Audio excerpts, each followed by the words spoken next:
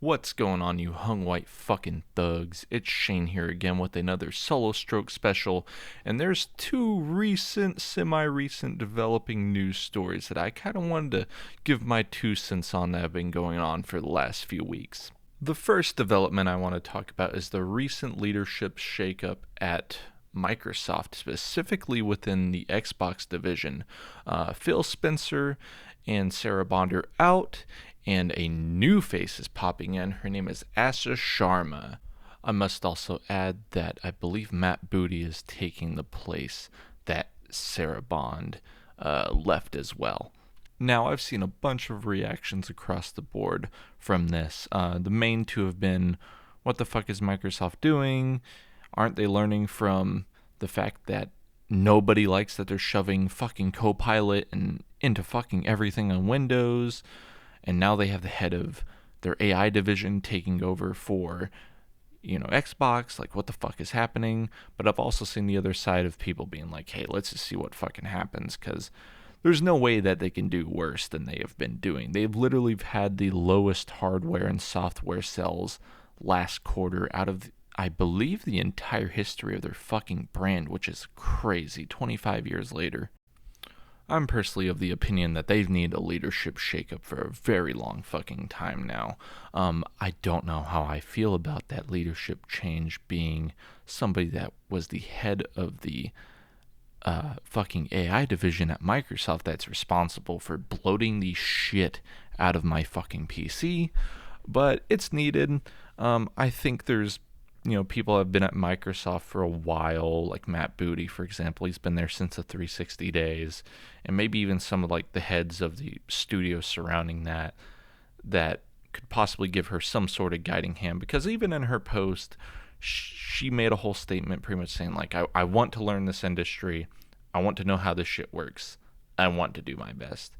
And given everything that brand has gone through for the last 10 years, that's kind of what they need. That's like, the most they can ask for at this point, because they don't have actual exclusives anymore. They're all going to PC, and they're even going to PS5. I find it crazy that the Xbox Game Studio logo loads up anytime I load up Gears Reloaded. A lot of loads in that sentence. On my PS5, like, if you would have told me that shit back in like 2011, 2012, I would have thought you were smoking crack.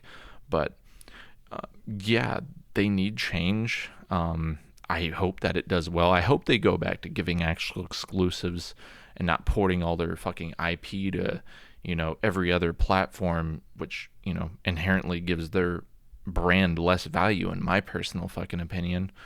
But yeah, I'm on the side of let's just see what the fuck happens. And just because she doesn't have a gaming background doesn't necessarily mean I think, or anybody should think, she's going to be bad at this job inherently. I think, like I said, the AI shit's a little bit concerning. But, that's not her only background. She's had stuff in like Home Depot. She's been at Meta for a little bit, like Facebook, all that.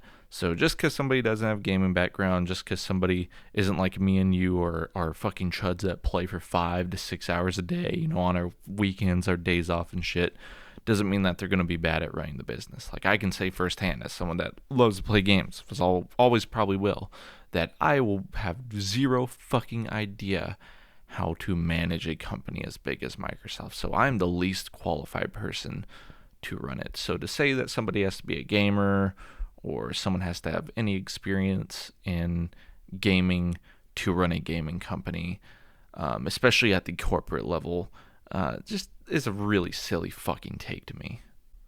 Crazy fucking concept, I know, but after 10 years of nothing but almost entirely fuck-ups and failures and studio closures and game cancellations and all their shit, the shakeup wasn't to make things worse. I don't think they're going into it with the idea of, let's make everything 10 times fucking worse. Let's burn this shit to the fucking ground. And I know this is Microsoft we're talking about. They haven't made the best decisions lately. But also, you can only shit your diaper so many fucking times before you get a rash, you get an infection, and everybody else can start to smell it. The next development I want to speak of is, allegedly, I want to put that, before anything else, because I've seen a lot of outlets and a lot of other content creators and all this other shit treating it as fact. So until I see an actual statement from Sony, I'm calling it an allegation. But apparently they're not going to be porting their single player story, like first party games, on the PC anymore.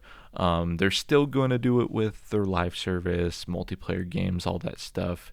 That's something I've seen a lot of people misunderstanding as well. So, doesn't mean that Helldivers isn't going to get pulled off a PC, or Fighting Souls isn't going to come out on PC or anything like that.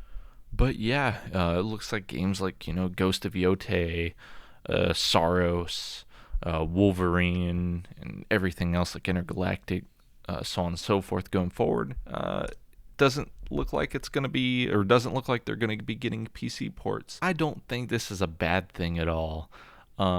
We've seen what this has done to Microsoft recently, as I've stated in, the last thing we were just talking about.